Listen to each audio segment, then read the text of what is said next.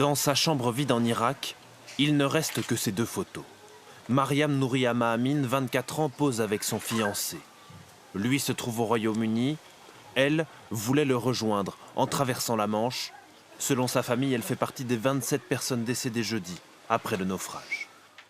Juste avant de monter dans ce bateau, elle a envoyé une photo à son fiancé en lui disant « J'arrive ». Leur histoire était tellement romantique, ils s'aimaient énormément.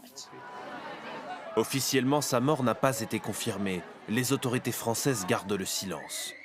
C'est le fiancé, sans nouvelles, qui a prévenu la famille au Kurdistan, plongeant des centaines de personnes dans un immense chagrin.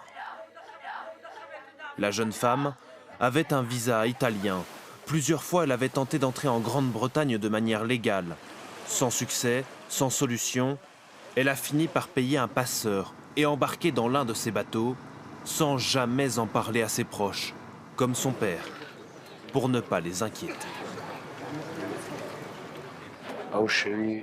Je ne savais pas qu'elle allait partir illégalement. La nuit de l'accident, je lui ai parlé et elle était très heureuse. Elle était détendue. Elle était dans un hôtel en France. Son père fustige aussi l'attitude des pays européens et appelle les autres réfugiés à ne pas sacrifier leur vie en tentant cette traversée clandestine et périlleuse. Autre grand